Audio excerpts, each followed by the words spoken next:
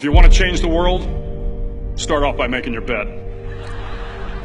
If you make your bed every morning, you will have accomplished the first task of the day. It will give you a small sense of pride, and it will encourage you to do another task, and another, and another. And by the end of the day, that one task completed will have turned into many tasks completed. Making your bed will also reinforce the fact that the little things in life matter. If you can't do the little things right, you'll never be able to do the big things right. And if by chance you have a miserable day, you will come home to a bed that is made, that you made. And a made bed gives you encouragement that tomorrow will be better. To pass SEAL training, there are a series of long swims that must be completed. One is the night swim. Before the swim, the instructors joyfully brief the students on all the species of sharks that inhabit the waters off San Clemente. They assure you, however, that no student has ever been eaten by a shark, at least not that they can remember.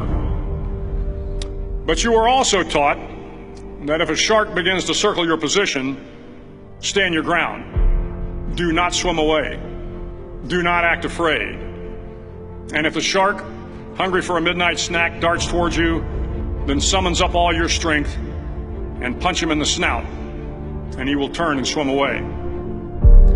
There are a lot of sharks in the world. If you hope to complete the swim, you will have to deal with them. So if you want to change the world, don't back down from the sharks.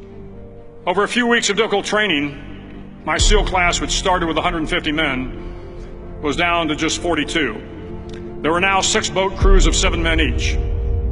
I was in the boat with the tall guys, but the best boat crew we had was made up of the little guys, the Munchkin crew, we called them.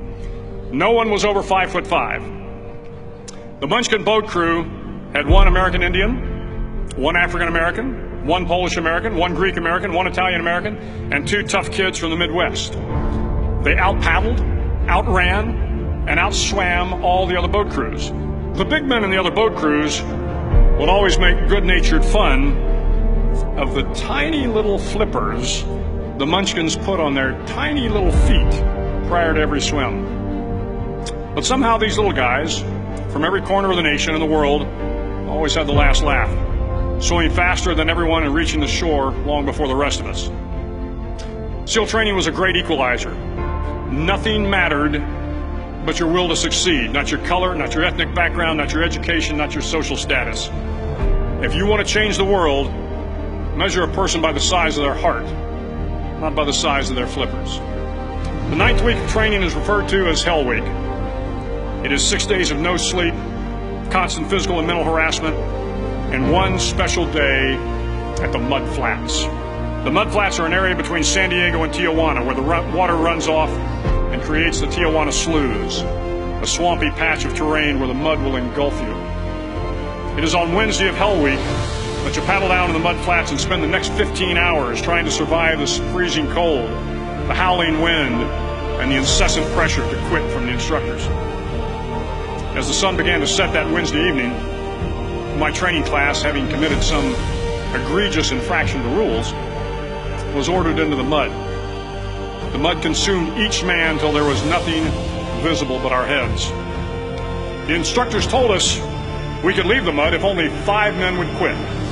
Only 5 men, just 5 men, and we could get out of the oppressive cold. Looking around the mud flat, it was apparent that some students were about to give up. It was still over 8 hours till the sun came up. 8 more hours of bone-chilling cold.